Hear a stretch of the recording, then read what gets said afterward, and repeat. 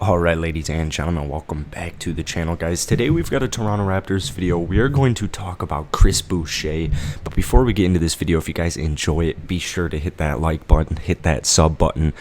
I'm very close, about 50 subscribers away from 8,000 subscribers, so if you are new here and you enjoy the video, be sure to hit that sub button. We're going to talk about Chris Boucher here today. Let me try and find this comment. Someone left me a comment about Chris Boucher. They were like, yo, you should make a video on Chris Boucher because, here it is, Eric Jacob. He was like, please make a vid on Boucher because Raptors fans, even Raptors coaches, are sleeping on him. Outplays the team coming off the bench some games, same way Ibaka did and Norm Powell did. These three men rode the bench far longer than they should have, and two of them found it easy to leave. So with Chris Boucher, this is a player who, if you've actually been watching my videos recently, I've been saying this might be the end of Chris Boucher here in Toronto, just because he's only getting paid about $6 to $7 million per year. Contract was only 2 years long. He is an expiring contract right now, so Chris Boucher might actually be the Raptors player that does end up getting traded.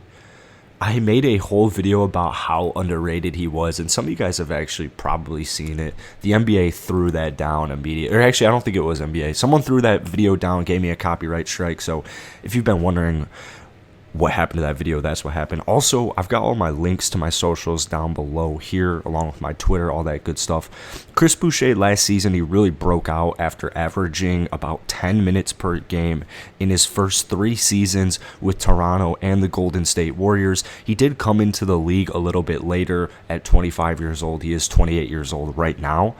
Played 60 games last season. Started in 14, saw the most minutes he's ever averaged in his career, 24.2. This guy shot 38% from deep. He was one of the best shot blockers, almost averaged 2 blocks per game.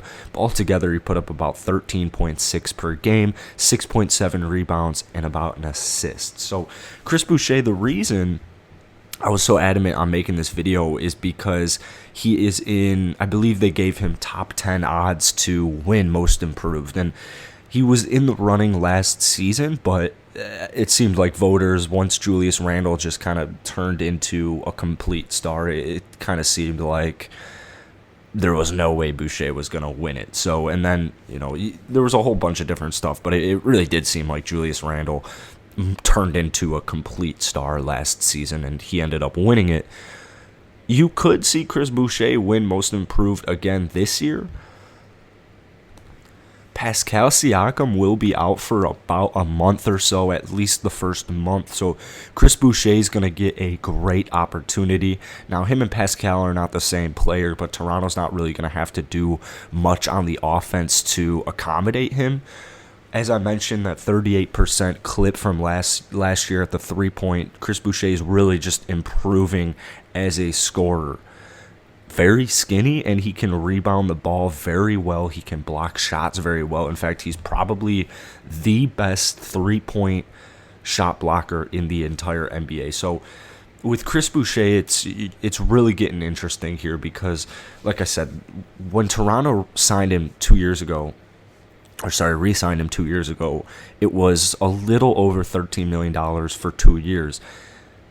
I think you can look at Chris Boucher last season and be like, that's, he's going to get paid $13.5 million, so his average salary is about 6.7. Someone's going to pay Chris Boucher. He is not the youngest player, so that's another worry. The thing is he fits what Toronto is looking for so well, almost exactly. So it's just a real big issue here because it's like, how much money is he going to require? And it's probably going to be off the bench. So it's a tricky situation, and I would really love to hear from you guys down below. What do you want to do with Chris Boucher next season? Do you want to re-sign him, or do you maybe try and unload him at some point this season? Because he's probably going to have a very similar year as to last. Or maybe you trade him when Pascal comes back.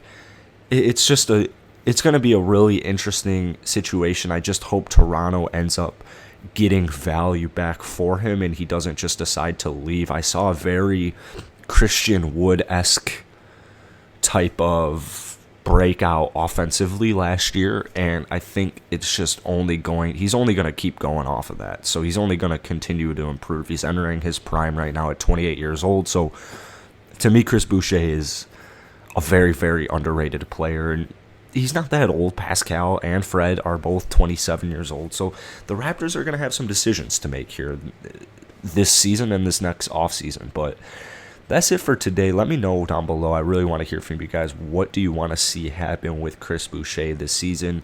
Maybe take the I'm all aboard the wait and see approach. Let's just kind of see what happens to him, what happens to his game with Pascal out there. Let's see what happens to his game with Pascal not out there. So if you enjoyed this video, be sure to hit that like button, hit that sub button. Peace.